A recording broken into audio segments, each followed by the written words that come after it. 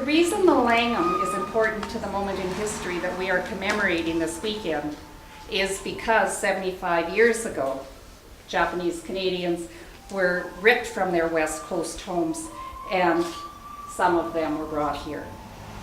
And in this building lived some 80 women, children, and elderly, packed 6 to 8 to a room. If the walls could talk of that time, what stories of grief, bewilderment, and probably betrayal would be told.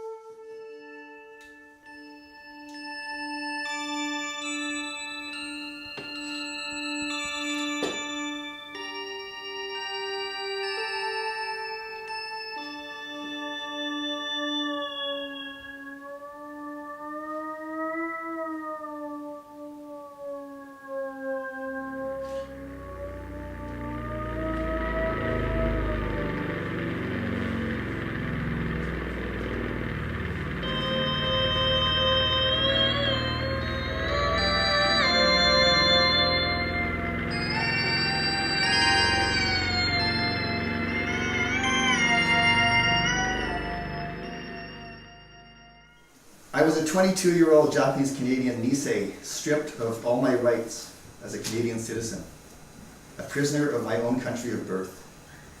We were confined inside the high wire fence of Hastings Park like caged animals, victimized by a Canadian government that was motivated by racist hysteria and politicians who sought to capitalize on racism. I was confined in the park until June 29th, the day my older brother and I were relocated to Spokane City to find suitable housing for our family. This is where it all took place.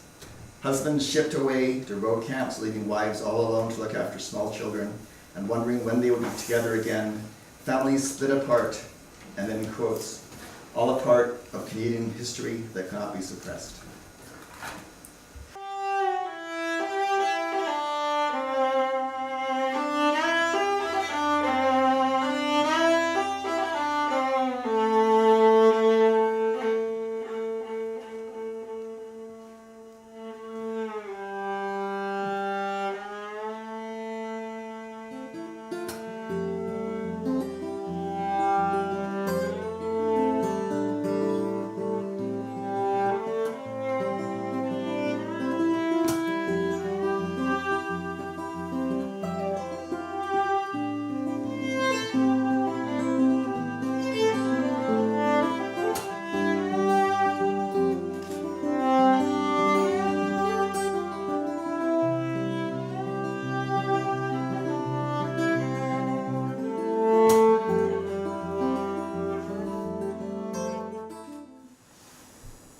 人の世の楽しさ、悲しさ、いいことも悪いこともたんまり知ったで。人生は素晴らしいなんて言い切れんけど、もしお釈迦様が人生をやり直しなさいなんておっしゃられても、私にそんな思いはないわ。堪忍ねってお願いするだ。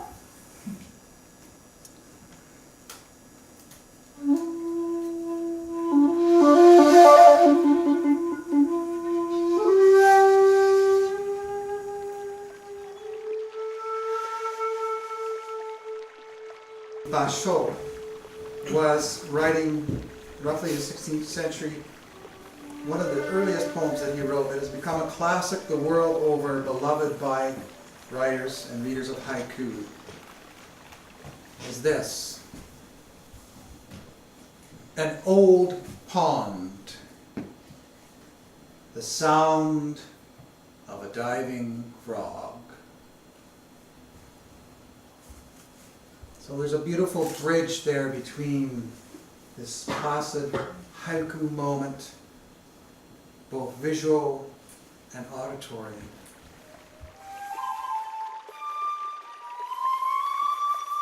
The Japanese worked hard to merit their welcome to Kaslo. They were industrious, public-spirited.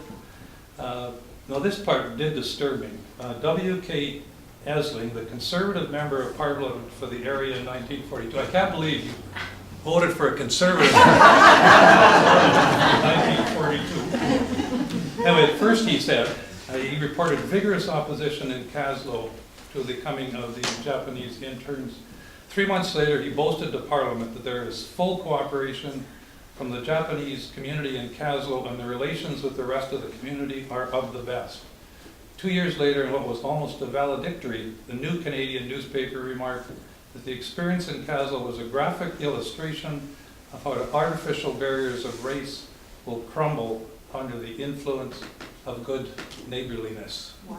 So thank you. And I know that neighborliness continues to today. Thank you for that as well.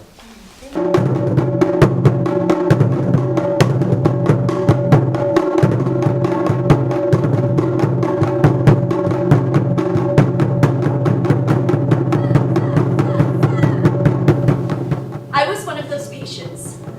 I caught TB and I spent my final days here. I'll end up working on a sugar beet farm in southern Alberta, and I'll remain there until my death. I served as an interpreter during the war, and then made my way to Toronto, where I worked as a school teacher, and stayed. I returned to the big band, but I gave up playing the harmonica. And I never once took my children or grandchildren to the piano. In 2017, there is no full record of the people who were once at Hastings Park. The makeshift hospital where I died will be a set-building shop for the movies. And children who played hide and seek there will be grandparents and great-grandparents. In one more generation, all of the stories that were never shared will be lost forever.